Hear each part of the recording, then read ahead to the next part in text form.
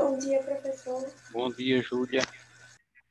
Bom dia. Bom dia, Beatriz. Deixa eu fazer uma última chamada lá no grupo. Já estamos gravando para podermos aproveitar os 40 minutos do Zoom. Não entendi. O professor César botou aqui também no grupo que seria a aula dele?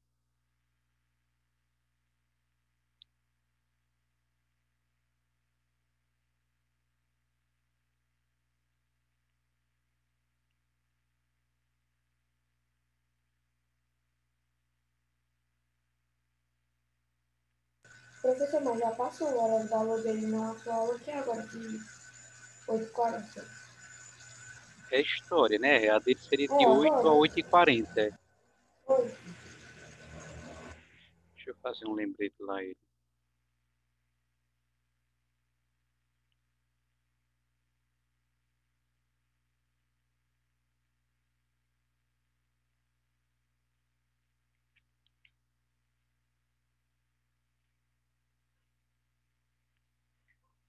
Mandar o horário lá no grupo. Acho que, então o relógio dele está na hora de verão. Tá chegando aqui o Zeca e a Águida.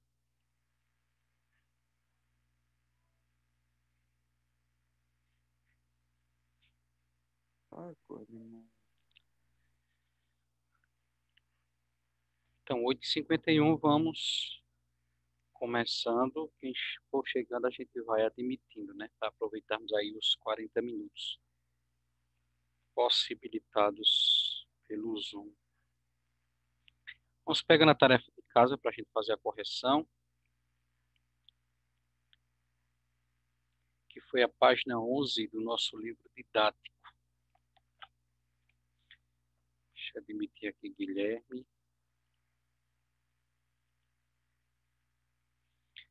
Página 11 do livro didático. Muito fácil marcar um xizinho, né? E aí, vocês marcarem que alternativa? Espera aí que eu tô pegando o livro. Página 11 do didático. Professor, que página? A correção, Gui. 11 do didático. Estou abrindo aqui. Ok.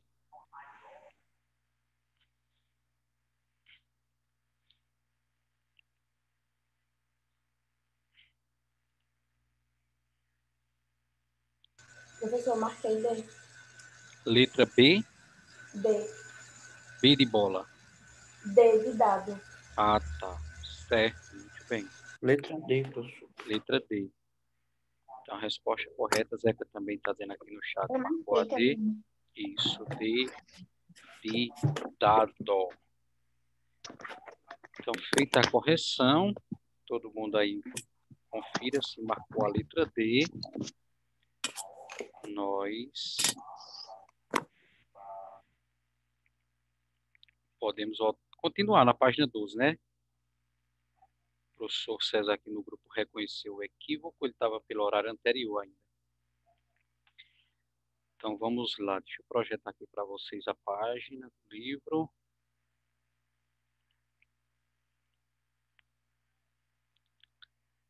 Tá chegando aí. Então, resposta correta é a letra D.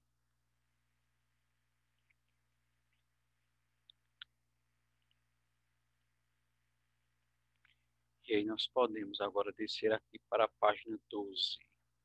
Vamos ver a última das ideologias, já que o assunto desse capítulo 13 do livro 4 o assunto é as ideologias do século XIX. Então, a última delas que veremos é a ideologia do nacionalismo.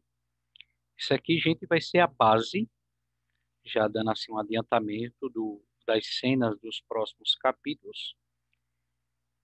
Essa ideologia chamada de nacionalismo, ela vai ser a base que vai fundamentar, por exemplo, a ação de Hitler, né? Todos vocês já ouviram falar desse camarada, o ditador alemão, que fez acontecer a Segunda Guerra Mundial também alguns, se não me falha a memória, Guilherme, outra pessoa, perguntou quando que iremos estudar o nazismo, Hitler, no nono ano.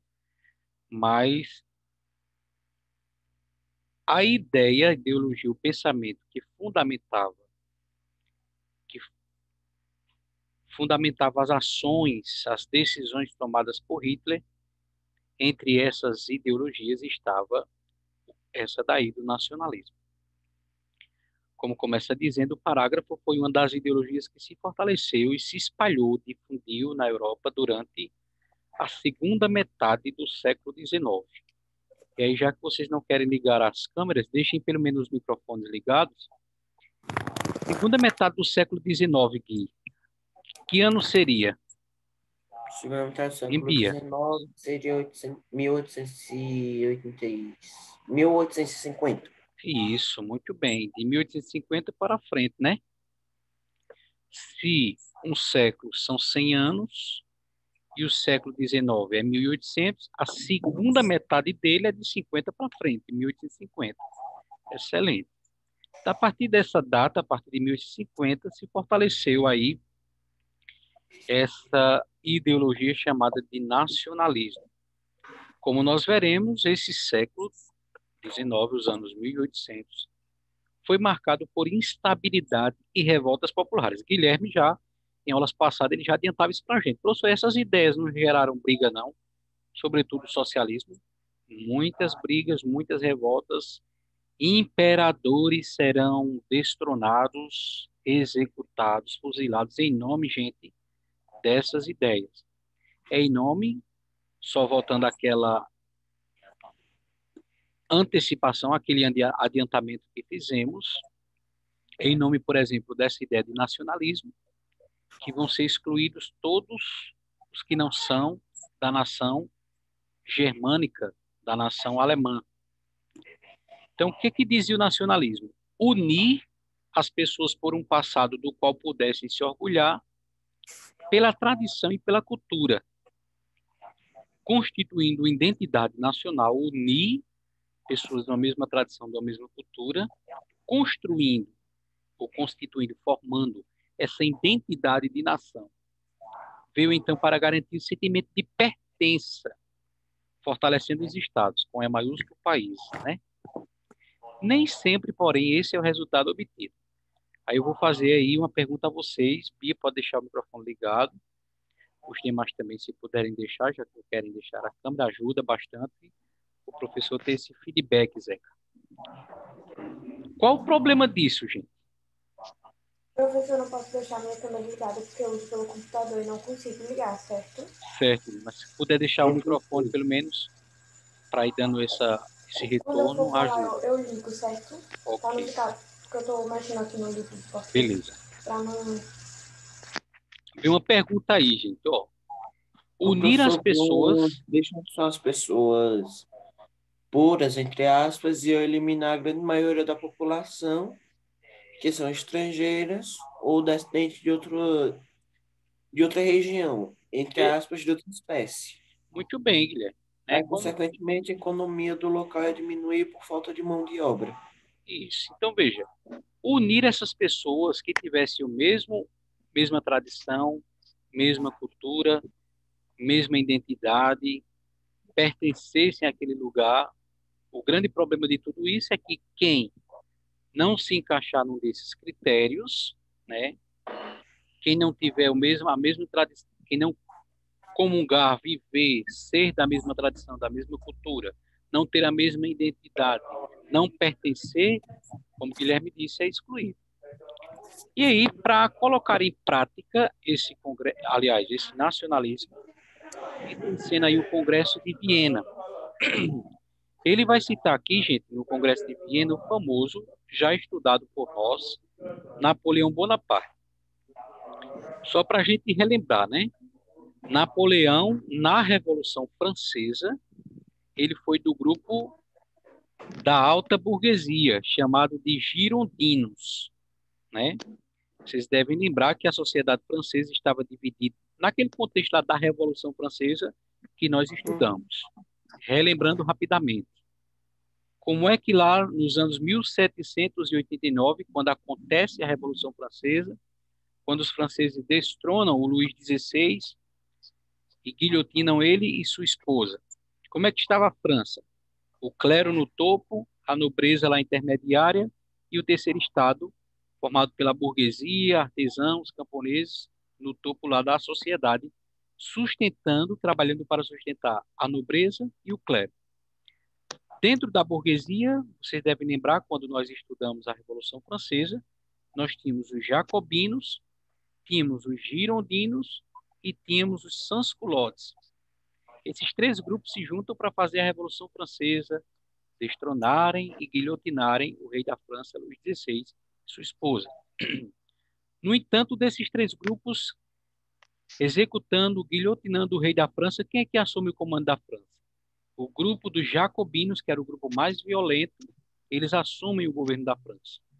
Vai entrar em cena o Robespierre, que vai começar o período de terror, matando todo mundo que se colocar contra a Revolução.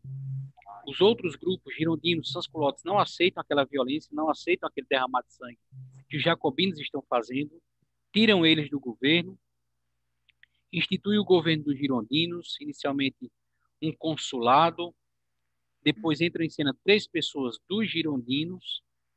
Entre esses três cônsules, o governo de três, está o Napoleão, que vai ganhando destaque até se tornar imperador de toda a França. Mas na cabeça de Napoleão, agora imperador da França, depois da Revolução Francesa, quando ele consegue estabilizar o governo na mão da burguesia, do grupo do qual ele era representante, na cabeça de Napoleão não bastava mandar na França, ele queria mandar em toda a Europa. Por que é que o rei de Portugal, Dom João VI, com a sua mãe rainha, Maria I, fogem de Portugal para aqui, para a colônia do Brasil? Vocês lembram por qual motivo é? Pois Napoleão estava querendo roubar Portugal, tirar Portugal da mão dele e se governar. Isso, e também por conta daquele negocinho que a gente também já estudou, chamado de bloqueio Ah, continental, né? Era? que não Impedindo precisaria mais ir para a capital. impedindo os países da Europa de comercializarem com a rival da França, que era a Inglaterra. Como Portugal teimou em continuar comprando e vendendo da Inglaterra, Napoleão ameaçou invadir Portugal. O que é que o Dom João VI faz? Abandona os portugueses à sua própria sorte, sob o comando de um inglês, para lutar contra as tropas francesas de Napoleão e foge para o Brasil. Então Napoleão estava tocando o terror na Europa, né? E aí ele consegue ser derrotado, e após a derrota de Napoleão é que vai entrar em cena agora o Congresso de Viena. Então, Bia e os demais, a gente fez essa confusão só para relembrar algumas informações que a gente já estudou para poder compreender onde se encaixa esse negócio aí de Congresso de Viena. Quem poderia ler para a gente? Congresso de Viena. Como consequência das campanhas napoleônicas na Europa, o Congresso de Viena, iniciado em 1814, estabeleceu o princípio de legitimidade. Segundo ele, as dinastias que haviam sido retiradas do poder por Napoleão Bonaparte deveriam voltar a governar. Além dessa determinação política, o Congresso ainda estabeleceu que as fronteiras políticas europeias deveriam voltar-se como antes das campanhas napoleônicas. Beleza. Então aí Guilherme leu, a gente acompanhou esse Congresso de Viena, acontecido lá nesse ano de 1814, após a derrota de Napoleão. Guilherme leu, a gente acompanhou dois objetivos. Primeiro, devolver os antigos reinos.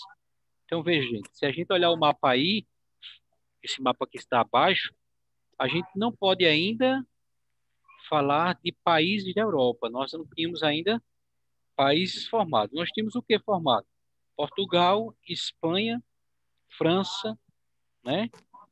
Mas o centro ali da Europa ainda não estava definido como nós conhecemos hoje. Então, o que é que nós tínhamos? Pequenos reinos que foram todos dominados, né? Napoleão estendeu seu domínio até a Espanha, até Portugal. Então, nós tínhamos pequenos e grandes reinos, como a França, como a Espanha, como Portugal, sob a tentativa de domínio de Napoleão. Então, não tínhamos ainda no centro da Europa os países formados como nós conhecemos hoje. Holanda, Alemanha, Itália, Áustria, Hungria. Não tínhamos esses países como nós conhecemos hoje. Repito, tá? Que é que nós tínhamos pequenos reinos, sob a tentativa do domínio de Napoleão. Então, a primeira coisa do Congresso de Viena foi devolver esses reinos aos antigos soberanos, aos antigos reis que haviam sido destronados por quem? Por Napoleão. Napoleão foi derrotado, esses reinos deveriam voltar para a mão dos seus antigos e legítimos governantes, ou reis. Segunda coisa do Congresso de Viena, além de devolver os antigos reinos aos seus reis de origem, ou às dinastias, ele usa aqui na segunda linha a palavra dinastia. O que é essa palavra dinastia? É um grupo familiar que governa. No caso, mesmo que aquele rei, Real. isso, mesmo que aquele rei não estivesse mais vivo, aquele rei que foi destronado por Napoleão, mas ele teria algum herdeiro. Então, dinastia é isso, essa família que governa. O legítimo herdeiro daquela família, daquela dinastia, voltaria a assumir o trono daquela região que foi invadida por Napoleão. Então, essa foi a primeira coisa do Congresso de Viena, devolver os territórios aos antigos reis destronados por Napoleão. Segunda coisa, definir as fronteiras. Ele diz na última linha, estabelecer, definir as fronteiras. Esse reino, ele vai até onde? No domínio de Napoleão, ele era um pouco mais extenso, mas foram terras que Napoleão anexou, se apropriou, dominou, pegou, tomou.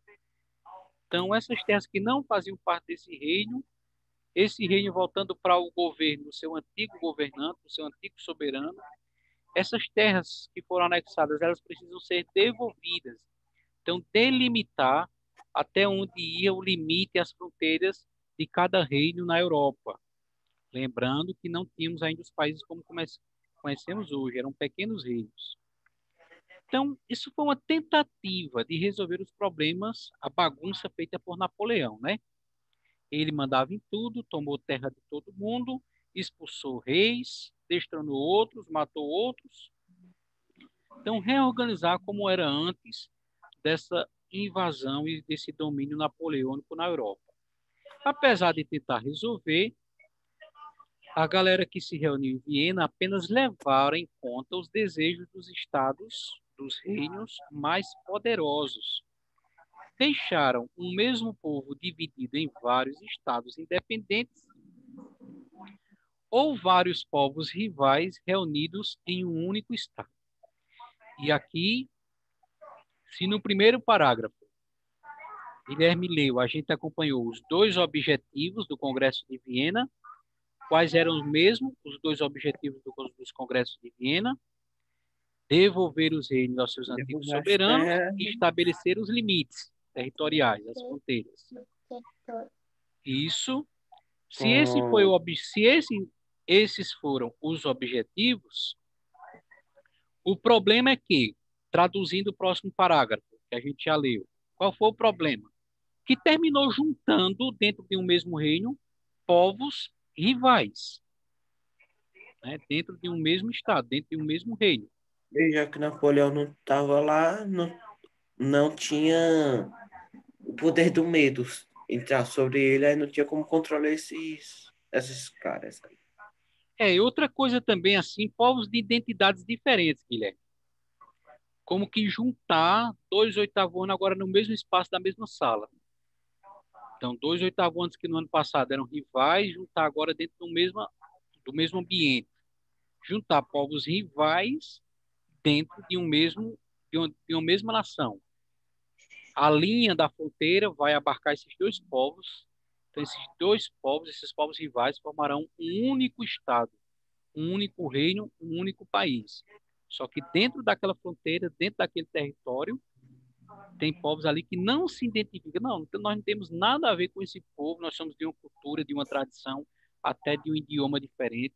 Não temos por que pertencer a esse país. Então, juntar povos rivais num único país, num único estado, mas também deixar um mesmo povo dividido em estados independentes. Esses foram os dois problemas do Congresso de Viena. Professor, Sim, os caras não eram rival? Aí se deixassem em territórios diferentes, eu acho que queriam tentar dominar o território do outro. ou pelo menos se separar. É, E é isso que vai acontecer, Guilherme. Muito bem observado. Esse é um dos motivos, o fato de que povos rivais não aceitam pertencer ao mesmo território de um povo com o qual não se identifica. Esse vai ser um dos motivos que vai fazer acontecer daqui a alguns anos a Primeira Guerra Mundial, ou pelo menos daqui a um século, né, já que ela começa em 1914. Por exemplo, ó, se a gente olhar aí, dentro dessa demarcação em vermelho, dentro dessa demarcação em vermelho, a legenda do mapa vai explicar ao lado que é o limite da fronteira da Confederação Germânica. Confederação Germânica era o que nós tínhamos antes da Alemanha. O que era a Confederação Germânica? Uma aglutinação, uma junção, um ajuntar de diversos reinos germânicos. Confederação Germânica. Vários reinos de mesma origem, da origem germânica. Entre esses reinos, depois vai haver divisões e vai formar a atual, como nós conhecemos, a Alemanha. Mas antes de existir a Alemanha, o que nós tínhamos era uma junção, uma confederação de vários reinos germânicos. Só o que acontece aí? Ó? Você tem, por exemplo, no nordeste da França, você tem esse territóriozinho menor aqui, onde eu estou passando o mouse em cima. Não sei se vocês estão conseguindo identificar. Está entre Países Baixos e a França. o reino Ó, da Júlia identificou Prússia. aqui. Essa partezinha menor aqui, ó, do reino da Prússia. Tem até uma linhazinha dividindo. Achei. Se você olhar no seu mapa aí do livro, fica mais evidente essa linhazinha. Então, essa porção de terra menorzinha aqui, onde eu estou com o mouse em cima, é o que hoje é a Bélgica. Veja que nessa época, nessa divisão, a Bélgica ficou dentro dos reinos Da da Prússia. Confederação Germânica. No caso que, outro exemplo aqui, o sul da Dinamarca, também, ó, a linha vermelha cortou e o sul da Dinamarca ficou pertencente também a essa junção de reinos germânicos. No caso que Guilherme citou da Prússia, o que é que nós observamos no mapa? A Prússia, além de estar dividida, e só, Beatriz conseguiu aqui manchar, valeu, Bia. No caso da Prússia, além de ter o seu território dividido, cortado ao meio aqui por outros reinos, o que é que aconteceu? Uma parte aqui desse povo ficou fora da divisão aqui da Confederação Germânica. A divisão da Confederação Germânica está cortando aqui essa parte laranja à direita que deixou excluída, né?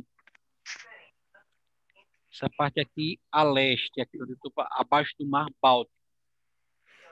A linha vermelha da divisão germânica terminou por excluir as pessoas desse território aqui.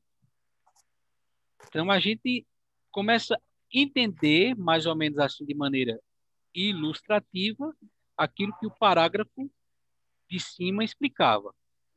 O Congresso de Viena terminou por juntar dentro de um mesmo estado povos rivais e separar povos de identidade comum. Com isso, o que foi que aconteceu? Quem lê aí para a gente? Com isso, o nacionalismo, por vez, gerou novos conflitos entre os europeus, já que alguns grupos reivindicaram sua independência dos governos a que foram subjugados.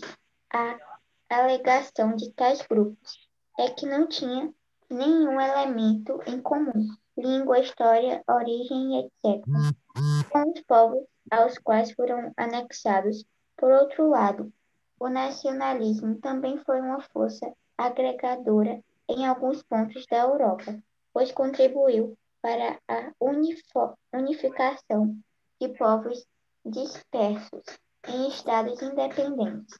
Esse foi o caso dos estados germânicos e dos estados italianos. Valeu, Bia. Então, duas informações aparecem aí. Uma primeira informação que não é novidade para você, gente. É aquela de que isso gerou conflito, porque tinha pessoas que não se identificavam com a divisão que foi feita. Nós não temos nada a ver com esse povo que fomos juntados. Nós queremos ser um povo separado, um estado independente, O um cara país separado. descontra, né? Oi? O cara quer contra tudo. Quase isso, né? Porque não se identificava, não tinha, como diz a terceira linha desse parágrafo que Bia Lima a gente acompanhou, não tinha nenhuma identificação, não falava o mesmo idioma, não tinha a mesma origem, a mesma história, então não tem por que a gente pertencer a esse estado, a esse país, a esse reino, né? Vamos pelo menos separar isso aí. Então vai começar as lutas emancipatórias, as lutas pela independência, as lutas pela separação na Europa. Por outro lado, os povos separados, o que é que vão acontecer com esses povos separados? Vão procurar se unir, como é o caso dos estados germânicos, que vão se unir para formar a Alemanha, e os estados italianos, estados no plural, porque eram pequenos reinos, como você vê aqui, ó, também novamente no mapa. O sul da Itália antes era um reino das duas Sicílias, né? Hoje é tudo Itália. Aqui, Reino da Sardenha e Piemonte também é uma ilha da Itália. Os estados, os reinos da igreja vão ser todos tomados para formar a Itália, né? A igreja vai ficar só com aquela porção pequena do chamado Vaticano. Então, todos esses reinos aqui, ó, esse reino da Sardenha, o Piemonte é esse aqui, a ilhazinha que Bia circulou. O ao norte aqui é o reino da Sardenha. Então, também vai ser anexado, vai ser trazido para formar a Itália como nós conhecemos hoje. Tudo isso que o parágrafo dizia, a gente pode observar no mapa de forma ilustrativa. Esse documento, ele vai a um fragmento de um dicionário de história. Ele vai nos dar uma definição mais clara do que é esse negócio nacionalismo. Quem lê para a gente, Guilherme, que já está com o microfone ligado a outra pessoa. O parágrafo marrom. Essa parte dessa janelinha aí. Toda nação e todo estado-nação são fundamentos em uma cultura específica de um grupo dominante que sobre a justiça de que seus valores são verdadeiramente nacionais, de que são os que melhores representam o Estado e o território a qual pertencem, exclui todas as outras culturas também existentes em seu território. Então, olha, gente, tem uma complicação. Professor, Sim, Júlia. toda vez que eu vou ler, alguém desbloqueia o microfone primeiro. Tem uma complicação aí nesse fragmento. Quando se vai formar uma nação, ou um Estado-nação, o que fundamenta? Qual é a base disso? A cultura de um grupo dominante que, sob a desculpa, sob a justificativa de que os valores desse grupo, que é a maioria desse grupo que é dominante, são os verdadeiramente nacionais. E os valores, a identidade desse grupo que é a maioria, desse grupo dominante, é o que melhor representa o Estado que vai ser formado, a nação que vai ser formada. Excluindo as outras culturas também existentes dentro do território. Aquelas que são minorias, são assim, digamos, engolidas, imbuídas, trazidas e dominadas por essa cultura do grupo dominante. O que foi que nós tivemos na formação do Estado brasileiro, da nação brasileira?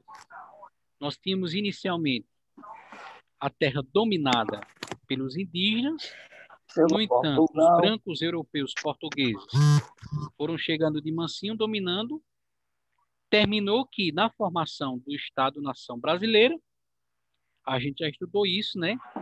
Os indígenas nem eram considerados cidadãos. Lembram disso? Uhum. Na Só nova, que foram né? catequizados pelos padres portugueses. Só aqueles, isso, Guilherme, só aqueles que absorveram a cultura, o idioma português, né? Que, na visão do português, se adaptaram ao desenvolvimento trazido por eles, pelos portugueses. Quem não aderiu, quem preferiu ficar lá na sua vidinha, no meio da mata, né, na sua cultura considerada atrasada, foi excluído até de ser considerado cidadão brasileiro na formação do nosso país. É o que está dizendo essa janelinha aí. Quando se vai formar um país, o que predomina, que vai definir a identidade daquela nova nação, é a cultura, os valores do grupo dominante.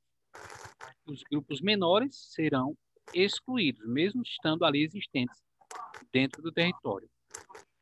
Nós estamos aí nos 8 últimos minutos, dá tempo da gente responder aqui. O que o Congresso de Viena determinou em relação ao poder político? É que eu devolver os territórios originais e que teve confusão por conta que tinha povos que não se davam muito bem junto com outros. Isso, devolver os tronos aos antigos soberanos, ou caso esses já estivessem falecido,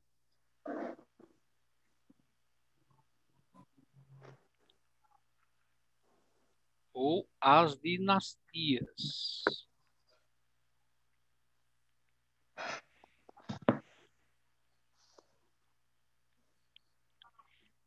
Isso no texto é chamado de princípio da legitimidade. Quem são os legítimos governantes daquele reino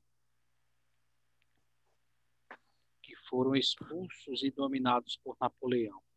Napoleão não existe mais, então volta para a mão dos seus antigos donos, digamos assim.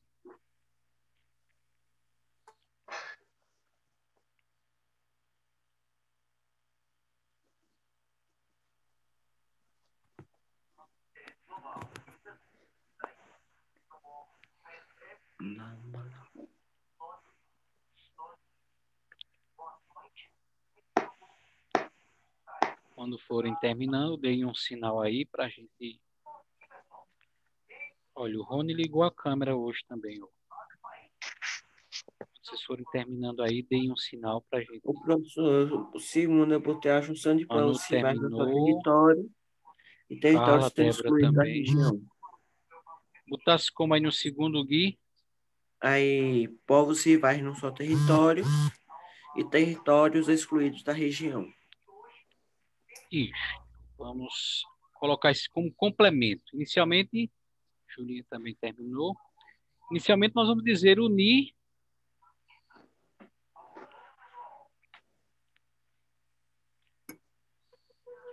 sob, debaixo, né? Um mesmo território,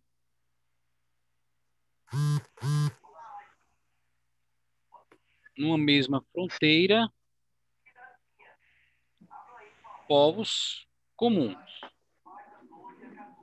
Embora, como Guilherme disse,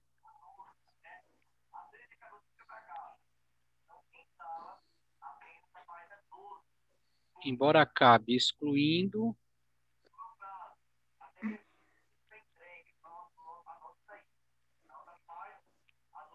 parte desses povos, ou outro problema, trazendo para o interior povos rivais.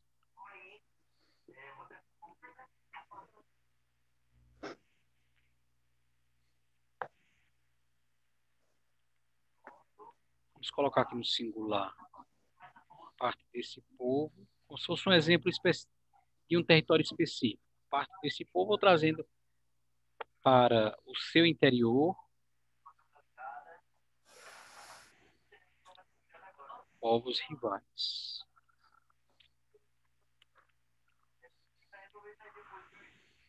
Então, a principal característica do nacionalismo é isso: unir, formar a nação, povos de identidade comum. Só que aí tem o problema, né? Está ali depois do ponto e vírgula. Acabe deixando de fora parte desse povo, ou quando vai delimitar a fronteira, acaba abarcando, trazendo povos que não se identificam, povos rivais. Quando forem acabando aí, deem o sinal para a gente responder o terceiro.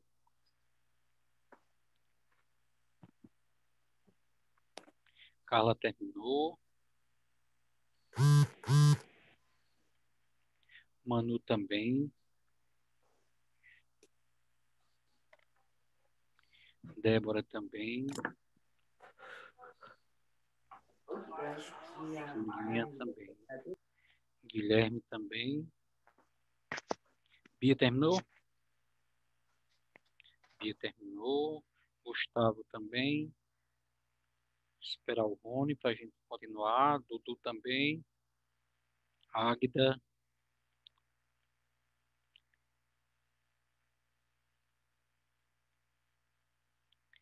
Relacione o texto com a reorganização da Europa promovida pelo Congresso de Viena. Então, o que que essa definição do nacionalismo ela influenciou, ela teve a ver com a organização da Europa, a reorganização da Europa? Vamos colocar assim. A organização foi feita de acordo a ela. Isso. O nacionalismo Foi a foi base da reforma isso, estadual não. A reforma dos países da Europa. isso, para reorganizar. Só que a gente vai trocar aqui países por reinos. Os antigos reinos europeus. Porque, como a gente disse, a Confederação Germânica eram vários reinos de mesma origem, da origem germânica. Alguns, não todos, né? A gente viu ali que tem o exemplo da Bélgica entre a França e os Países Baixos. Então, alguns desses reinos é que vão formar a que nós conhecemos hoje a Alemanha. Alguns, outros vão ficar de fora. Por exemplo, na demarcação em vermelho lá do mapa, você vê o Império Austríaco. Hoje a Áustria é um país, não é um território da Alemanha, né? Então, quando alguns reinos vão se juntar para formar a Alemanha, é claro que vai haver uma nova divisão aí. Mas isso aí são assuntos mais para frente.